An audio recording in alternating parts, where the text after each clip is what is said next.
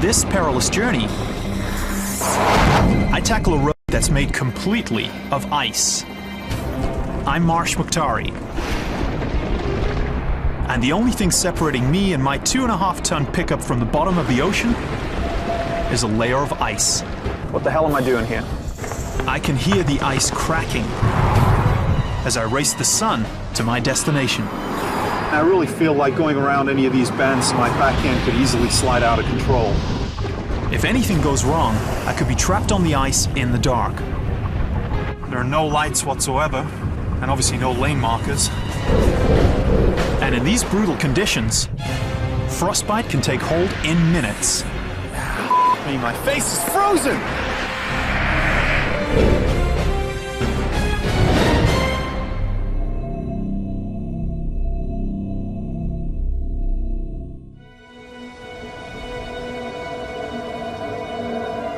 Every year in Canada's Northwest Territories, when fall turns to winter, lakes and rivers across the territories transform into a network of frozen roads.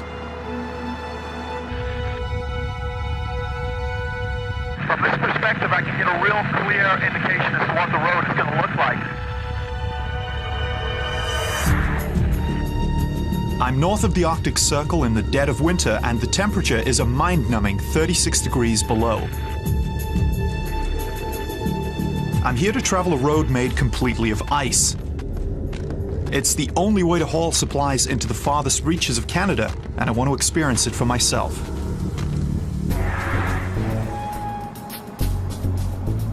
My journey begins in the town of Inuvik. From there, I plan to drive almost 160 kilometers on the frozen Mackenzie River. If I make it that far, then I must cross 30 kilometers of the Beaufort Sea, part of the Arctic Ocean. My final destination is Tuktoyaktuk, or Tuk for short. It's the northernmost community on the Canadian mainland and the hub of Canada's booming oil and gas exploration industry. To make this journey, I must cross some of the most forbidding landscapes on the planet. Before I risk the ice, I size up the dangers from the air with Arctic helicopter pilot Chuck Burke. Back to the river in its true glory. In some places, the ice is only about 30 centimeters thick, and the water below is freezing. From November to April, over 1,400 kilometers of ice roads stretch across the region. For the isolated towns up here, these roads are a lifeline to the outside world. But they can be deadly. Out on the frozen Beaufort Sea, tidal shifts can send sections of ice jutting into the air without warning, sending my truck to the ocean floor some 10.5 meters below in a matter of seconds. If I were to take the plunge, the ice-cold water would immediately begin to stiffen my muscles, giving me only minutes to find a way out and get warm. In the last 5 years, 3 travelers have died after their vehicles crashed through the ice. I wonder if I'm really ready for this. This is an unpredictable and unforgiving environment, so preparation is key.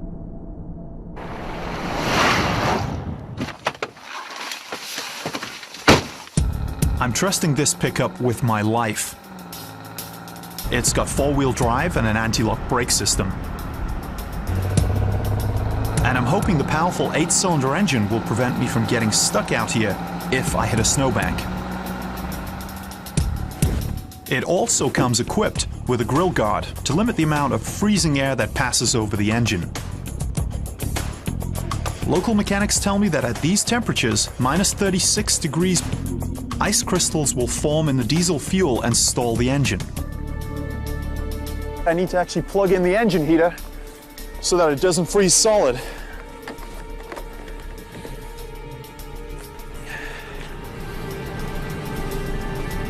I'll begin my journey tomorrow.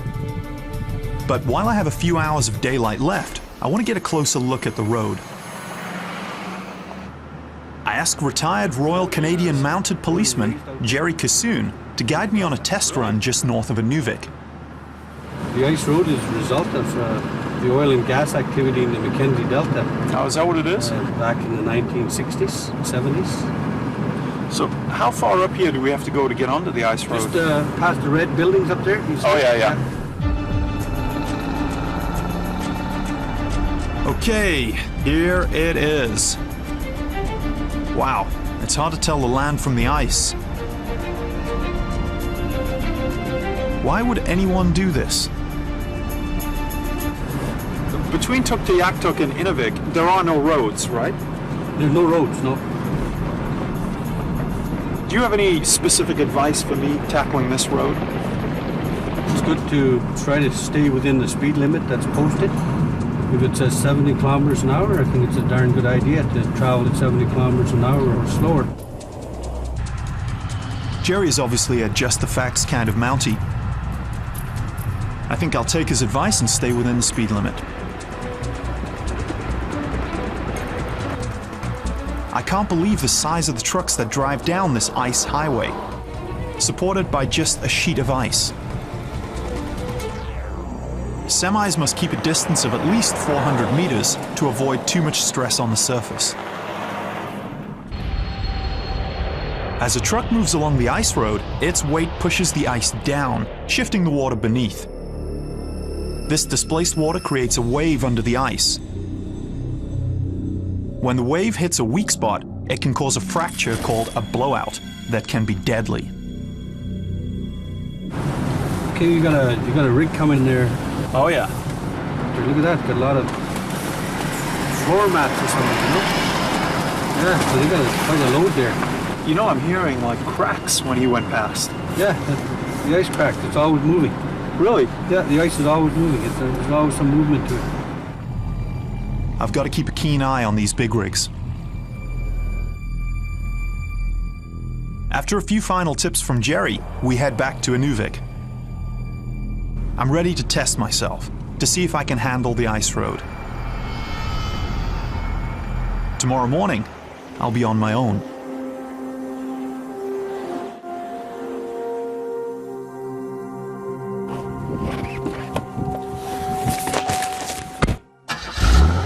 I start out before sunrise.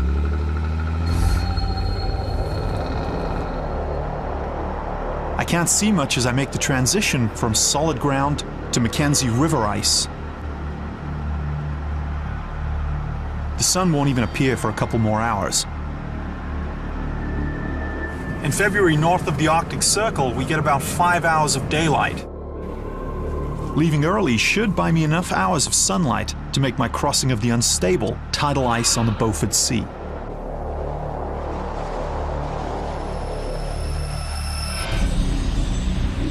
I have about 190 kilometers to cover, so if nothing goes wrong, I should be able to make it by sundown. This is unlike anything I've ever driven on before. The traction is pretty good, surprisingly, but it's nice to remind yourself every now and again that this is ice and don't push it too hard. The Mackenzie River is 9 meters deep here, and there's nothing but darkness and ice for kilometers.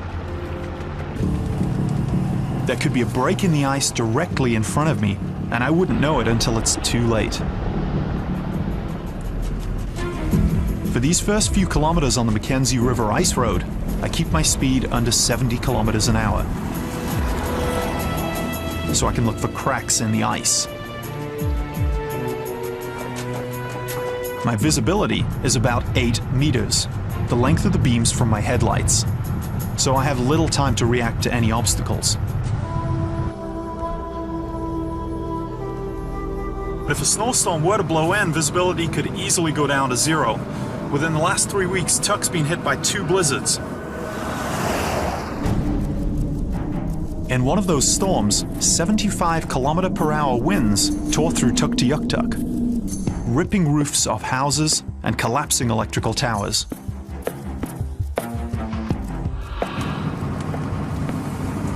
During whiteout conditions, it's recommended that you use your low beams. It's very similar to fog in the fact that if you put your high beams on, you're going to see far less. Many drivers have driven off the road and into the snowbanks onto the side. I certainly don't want to be stranded in the darkness. A few kilometers outside of Inuvik, I meet with Arctic adventurer Olav Falsnes. Thanks for agreeing to tell me a little bit about how to winterize my car. I've called ahead and asked him how to prepare for my journey. Olav's been to the North Pole 4 times. If anyone can help me survive up here, he can. Olav tells me my best bet, if anything goes wrong, is to stay close to the road and hope to flag down another driver. In this country, you don't pass anybody by. You just make sure everybody's okay, because it's a matter of life and death. But if there's no one else around, I'm on my own. And I need to be prepared to endure until I'm rescued. We always recommend that you carry a survival kit, or at least food so you can sit on the highway for a couple of days. If I'm trapped in my vehicle, my extremities will start to freeze from lack of blood flow. But food from a survival kit can buy me some time. There's enough food here for 4 people for about 2 days in this kit here. Wow. So what else we got in here? Well, we have one of the very important things, and that's a survival candle. Now, this candle actually will burn and last and keep a car warm for 36 hours. Without a lit candle, the interior temperature of my vehicle would drop to match the outdoor temperature in less than an hour. This is crazy. There's a saw in here that you can use for cutting the firewood, a trap here for rabbits, fishing gears in here. We have some flares, a signaling mirror, waterproof matches, a stove with fuel in it so that you can melt snow, so you get something to drink. In cold weather, you dehydrate in a very short time. I thought dehydration was only a threat in hot weather. But Olav tells me these extreme temperatures quickly freeze most of the moisture in the air, making Arctic air nearly as dry as desert air. Understanding this could save my life. Well, thank you for telling me all of this. I'm certainly going to take a pack like this with me.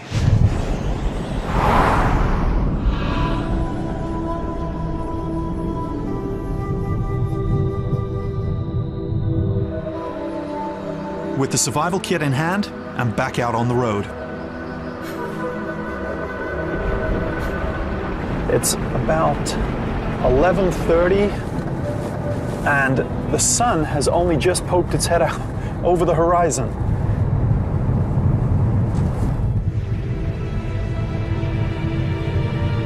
This means I must now race the sun to tuck. I still have 113 more kilometers before I reach the Beaufort Sea.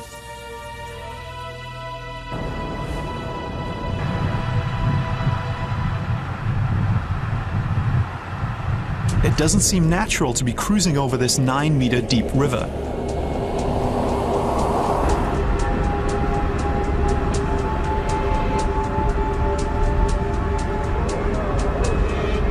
What's that in the distance? Every year, these barges retreat up the frozen Mackenzie River so they aren't damaged by harsh Arctic storms. It's just an odd experience. These boats came all the way in from the Arctic Ocean, and now they're frozen solid.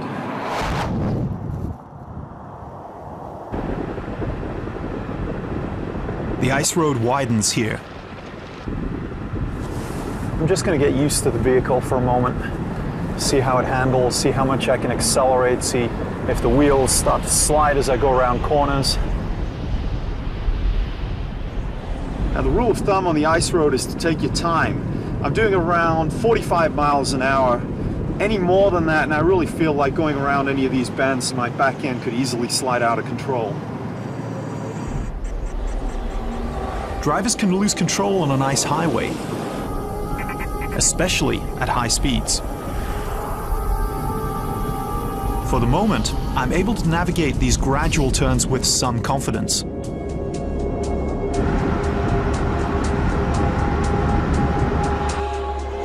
But When the temperature climbs too high, the ice begins to melt and a thin layer of water forms on the surface. When that happens, it's almost impossible to keep traction and stay on the road.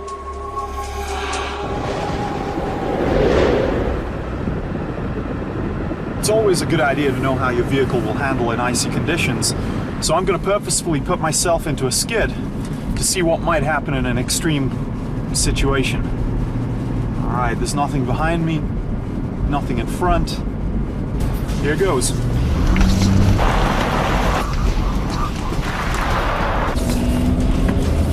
The key to this is to always remain calm. Don't slam on the brakes and allow the vehicle to gain traction. Once you feel the wheels gain traction, steer into it and then allow the vehicle to move on. And the manufacturer recommends that you just keep steady pressure on the brakes so that the ABS can kick in and stop you. But transportation officials ask drivers not to stop on this highway. Passing vehicles can create momentary whiteout conditions. If you're parked on the road, fellow travelers likely won't see you until it's too late. Whiteout conditions also present a real problem for those being passed. Now you can see the kick-up of snow when a car goes past. When you meet oncoming traffic in a situation like that, you literally have no idea where the road is. The side, the embankments all blend in together. So you just got to be very careful at those points.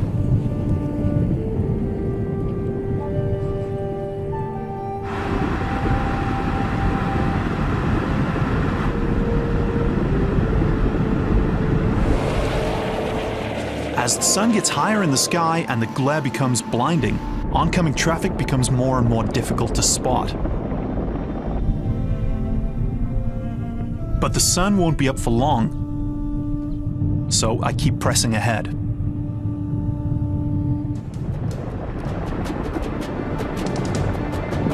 My goal is to make it to the Beaufort Sea with sunlight to spare.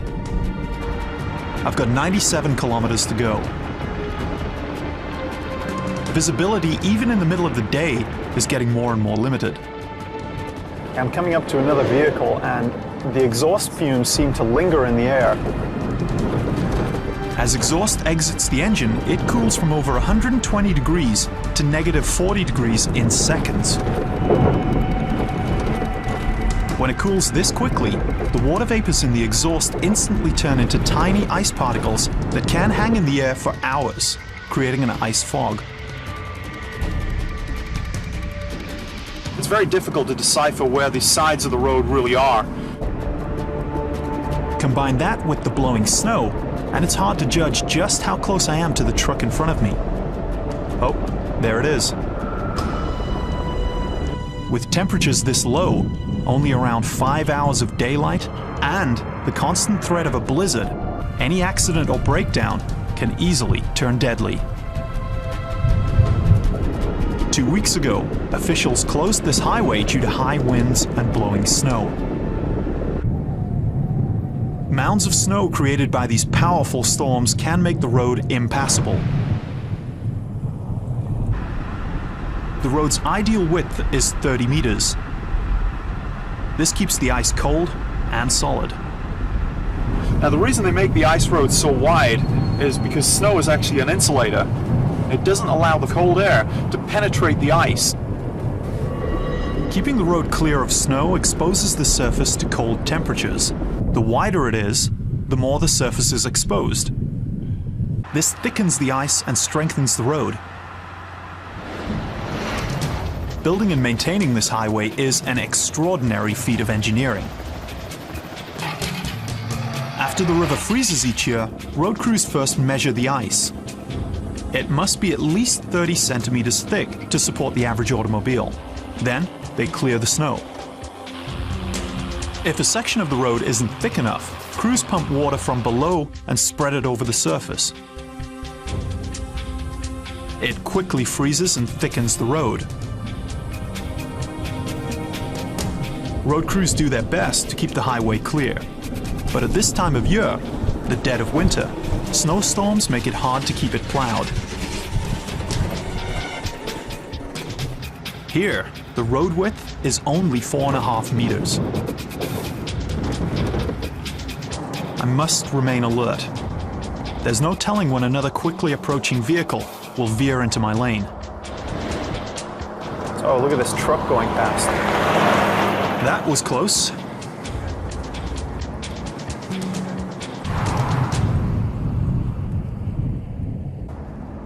I'm nearing the Beaufort Sea, the next leg of my journey.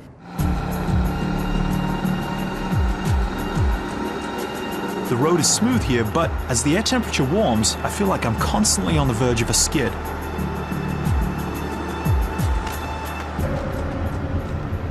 It's hard to believe that in the summer, locals fish the river I'm driving on.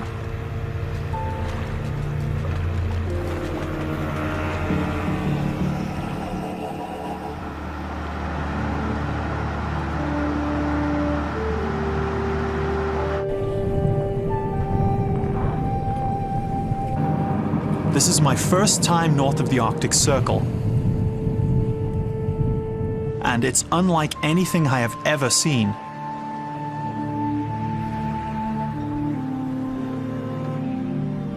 While it's an unforgiving environment for humans, some wildlife thrives. Oh, look at that! Fox running across there. What is that? Yeah, it is. It's a fox running up ahead. It's such a beautiful sight. Oh, and he stopped to take a look at me. The fox is an incredibly rugged animal.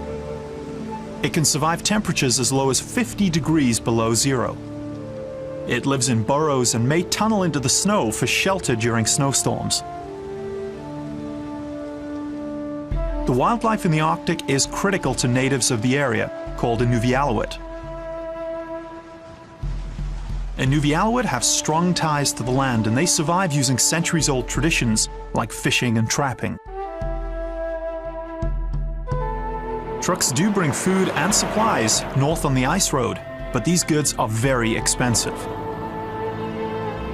Living off the land still accounts for about 70% of the average family's food, clothing, and other necessities.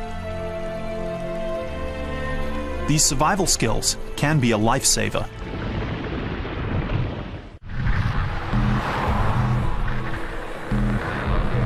So far, I've made good time on the way to Tuk. It's only early afternoon. I leave the ice road to trek into the forest, what locals call the bush. I plan to meet an Inuvialuit elder 15 kilometers off the road.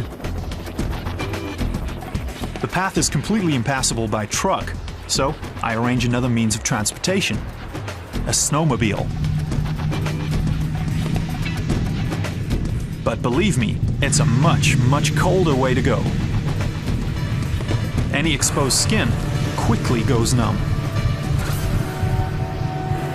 My snowmobile weighs over 200 kilograms and can go over 130 kilometers an hour.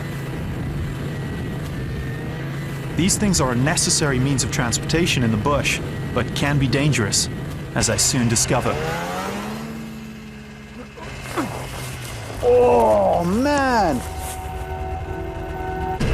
I hit a huge snowbank and lose control. But I think I'm okay.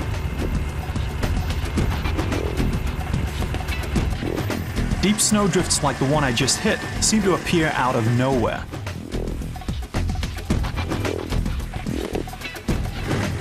In 2007, the Royal Canadian Mounted Police conducted 74 search and rescue missions, and 19 of them involved disabled snowmobilers.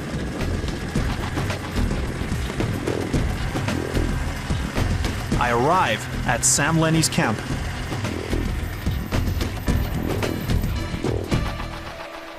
Sam, how you doing? Sam is an Inuvialuit elder who still practices many traditional ways of life. What I do, I make the nails square. He agrees to teach me a skill that could help me survive out here: ice fishing. He shows me a fishing lure made only from a bit of metal and a muskox horn. This is how they used to make it. Sam knows a good fishing spot a short trek down from his camp. And it's What, about 2 feet down? Yeah, about 2 feet, yeah. Oh, look at that. We're through. This is the way to do it. You let it down a little bit and then give it a little jerk, eh? Like that. I'm gonna put my gloves back on. It's freezing out here. Sam uses nothing more than a branch and a piece of string to form a fishing rod and a line. You gonna try your luck? Yeah, I'll try my luck. See if we can pull one of these little guys out here.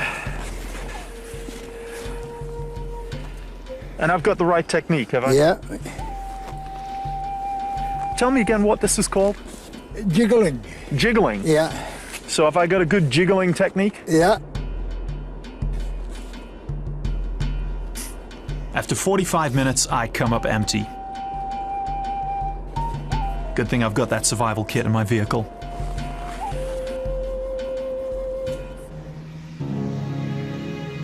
The most important thing is to be on the road while there's still enough light.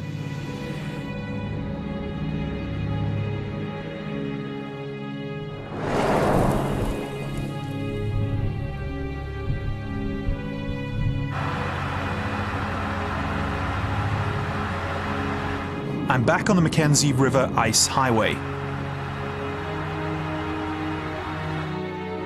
It's about 113 kilometers to my final destination, the hamlet of Tuck, the northernmost community on the Canadian mainland, and I'm still 80 kilometers from the most perilous leg of my journey, the road over the Beaufort Sea. It's just me, the ice, and the cold. I've had this lone tree in sight for miles. Now once I pass the tree line, it means I'm halfway to the Beaufort Sea. This entire region is covered in permafrost, a 400-meter layer of soil and ice that remains frozen throughout the year. With the permafrost, harsh winds, and extreme cold, trees can't grow in this frozen landscape. It's like an Arctic desert.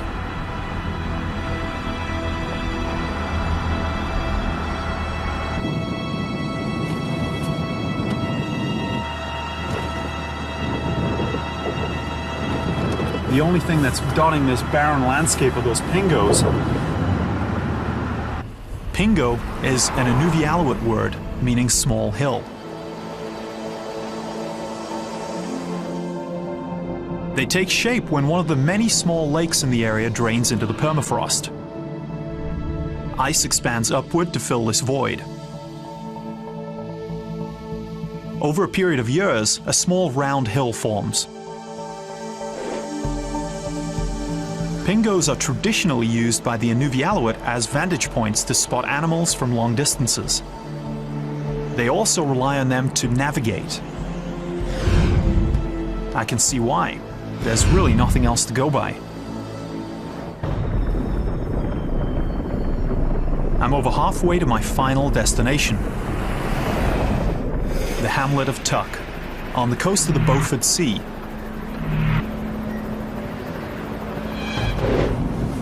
Staring into nothing but the immense whiteness of this landscape is making my eyes weary. Snow blindness is a big concern in this environment. I can't allow myself to drive off the road and get stuck out here. It says minus 34 degrees, but the thermometer must be close to the engine because it is definitely a lot colder than that. I'm still making good time on my way to Tuck. But if something goes wrong, I could freeze without shelter.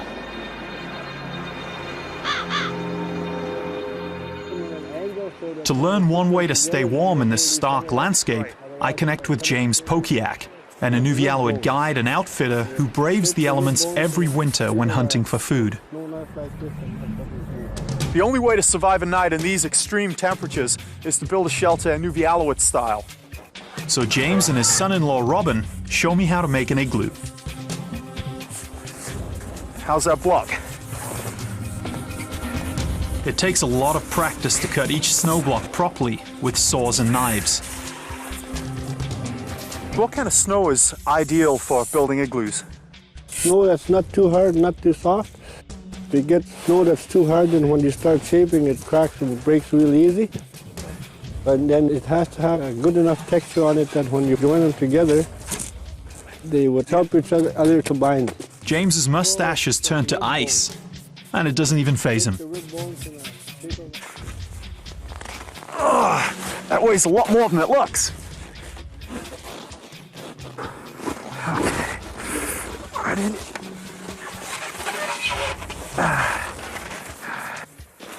Oh, I see. So you're shaving down the side so it all meets together I nicely. put them in an angle so that when we put them together, then they hold each other up. Right. Otherwise, if I cut it straight, then it'll fall back. Oh, I see. So they're all supporting each other. And then I guess afterwards you just fill all this with snow. Yeah. Afterwards, we go right around the whole perimeter, fill all this cracks together with softer snow, and then it really seals it. Okay. It's back-breaking work.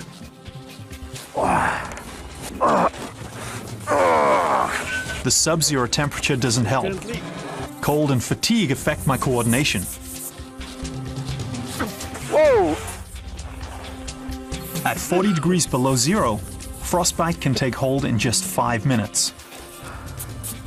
I'm excited to know how... Man, my face is frozen. It feels like 1,000 needles on my face. But the real danger is if my face goes numb. That would mean frostbite has taken hold.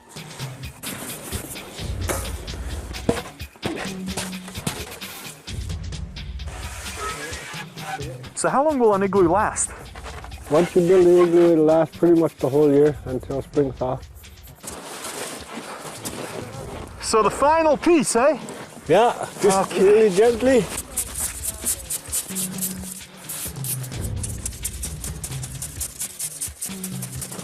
That big enough for you? Oh, it's great. I think so. Yeah. You want? Let me grab that knife for you. James can complete an igloo in about an hour. But I can't imagine doing this in blizzard conditions.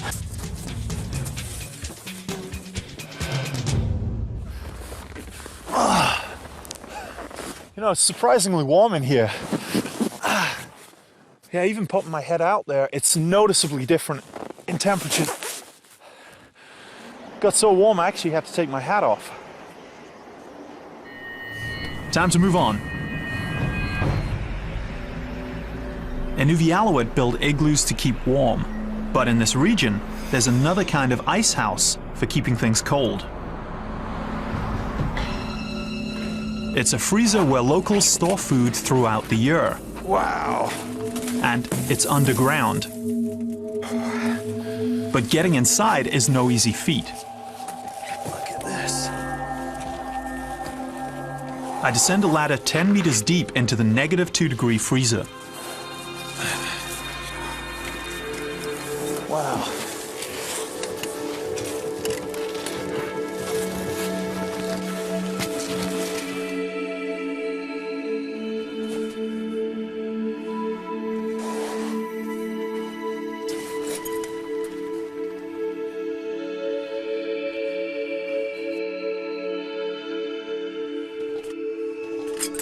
So this is ice and soil just mixed together, huh?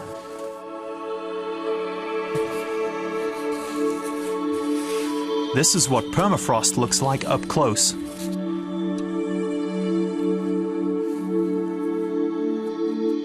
These caverns were built over 40 years ago, using only shovels, pickaxes, and buckets. It's a whole new take on a walk-in freezer. James's brother Boogie Pokiak gives me a quick tour. Fish that you see like this is for dog food. And what, these are your storage units? That's all storage units Where's yours? on the left.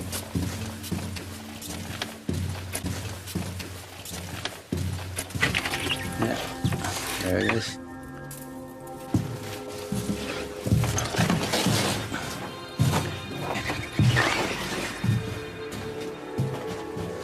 Oh, wow. They store fish, whale, and caribou in this freezer. The food in just one of these rooms can feed a family for an entire year. All the fish here. A typical one of the 19 rooms in the ice house here. 3 hallways, 19 rooms, and each room is owned by a family. Let's get out of here before we freeze.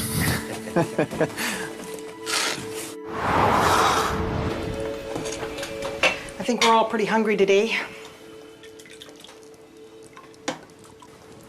Thank you. James and his wife Maureen offer me a late lunch, Fantastic. and they tell me about the dangers of the summer. So I hear you had a close encounter with a grizzly. Yeah. It was about 100 feet away. And I remember saying, oh Lord, a grizzly. The Mackenzie River Delta is prime habitat for grizzly bears. This bear came at me and I fell down on my back. And I kicked him in the head and he bit me behind my knee. So wait a minute, you hit him in the head? My I fell God! down. Oh, my.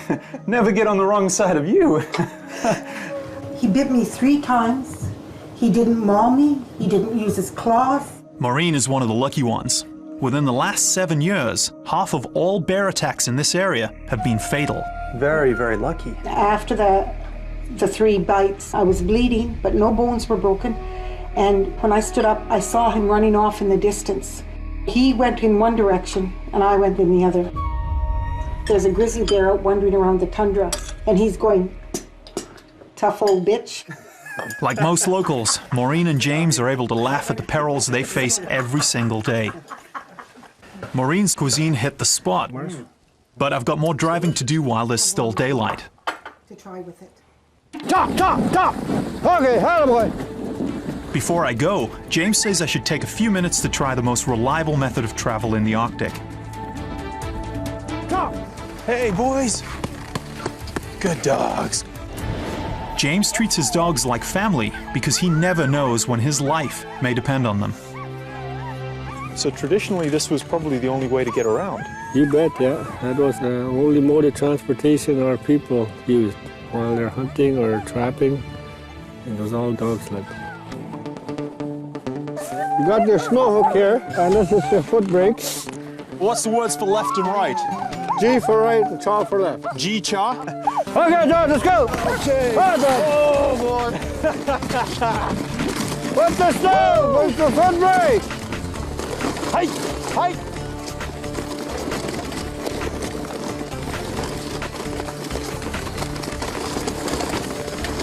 G.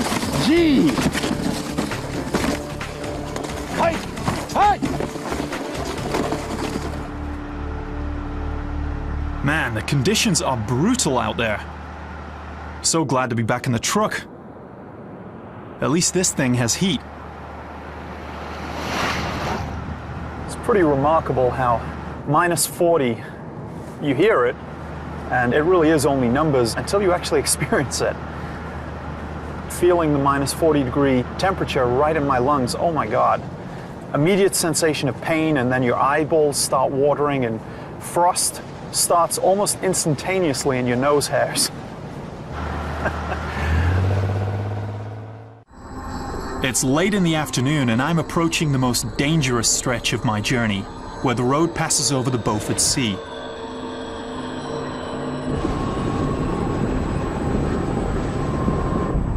I've just made the transition from the frozen river water to the frozen sea.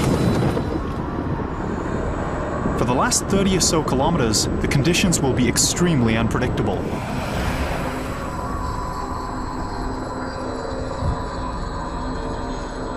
I feel like I could crash through the surface at any time. The ocean salt water doesn't freeze as easily as the fresh water in the Mackenzie River. So it's more likely that the ice will break out here. Road crews have to keep a close eye on the ice, and so do I.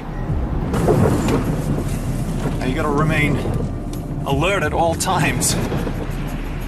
I've got to be very wary of cracks in the ice. Tidal movements create big cracks in the ice road.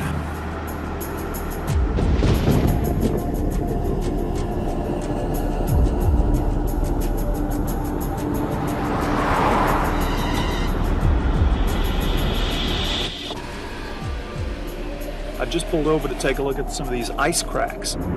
Waves, tides, and wind cause jagged formations called pressure ridges, like this one.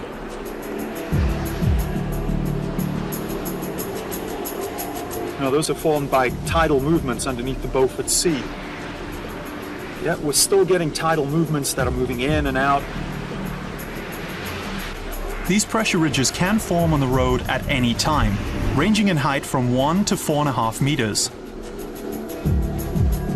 Running into a pressure ridge could disable my vehicle, or, even worse, send me under the surface. It's much deeper here, and if I go through the ice now, well, I'll be heading straight to Davy Jones's locker.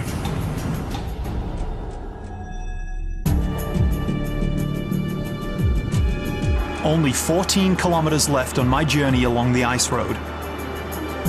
But the constant threat of catastrophe makes it seem much longer.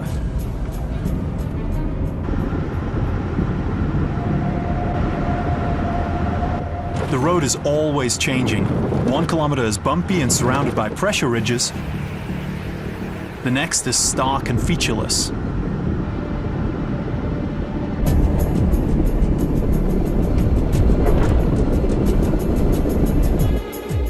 I stop to get an up-close look at what I'm facing. Even after all this time, the extreme cold is still jarring. Take a look at this. You can actually see the cracks in the ice, and if I pour a little water on it, I should be able to hear a crack.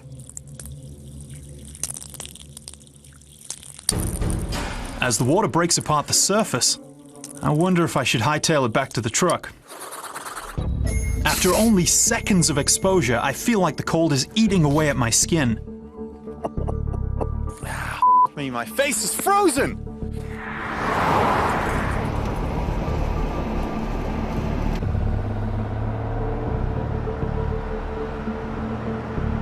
Now, when driving on the Beaufort Sea section of the ice road, you've got to really stay alert because the cracks are far more severe, like that one.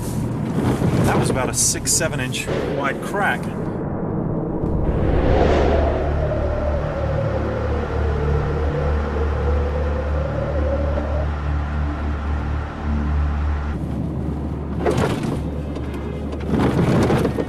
Wow. Pressure ridges and cracks are everywhere. Reminders of the restless waters below.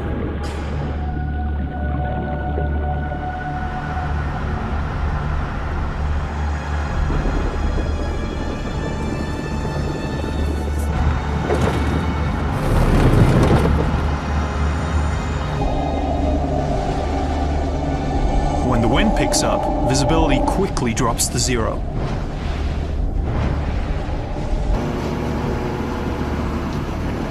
The road narrows to 4.5 meters. It's hard to avoid snowdrifts.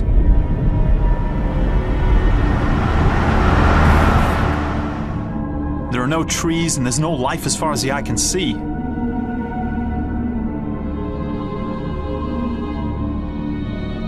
This is a frozen wasteland.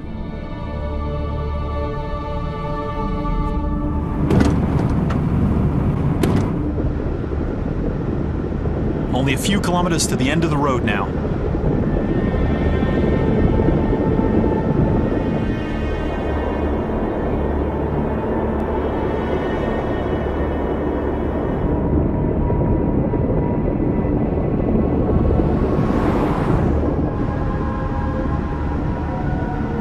And finally in the distance, the hamlet of Tuck. It really does look like the end of the world.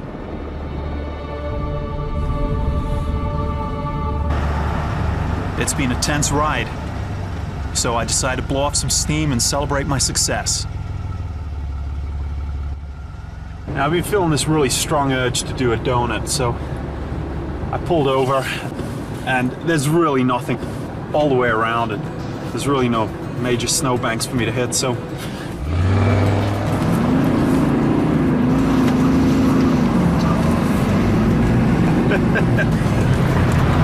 my perfect whiteout. Don't do do this at home, kids. It's silly, it's immature, and yes, I am feeling like I'm 12 years old, so. Yes, the 12-year-old boy in me.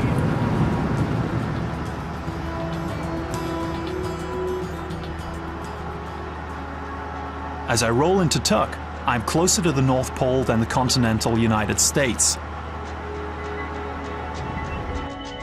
I pass a graveyard and a church,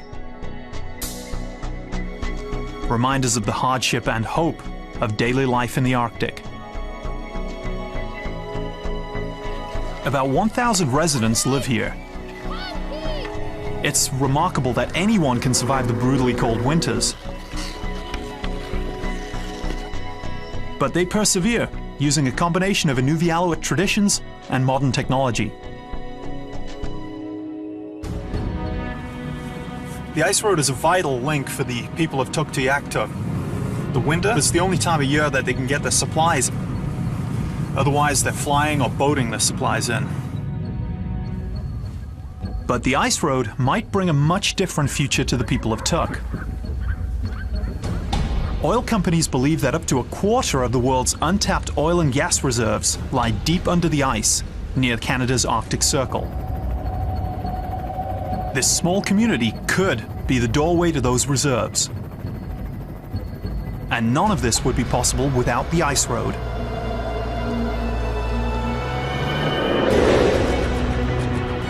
I traveled 190 kilometers over the frozen Mackenzie River and constantly shifting Beaufort Sea. I faced cracked and jagged ice, blinding snow, and negative 40-degree wind gusts that hit me like a slap in the face. But for the people who live up here, it's all part of the daily survival in one of the harshest environments on the planet.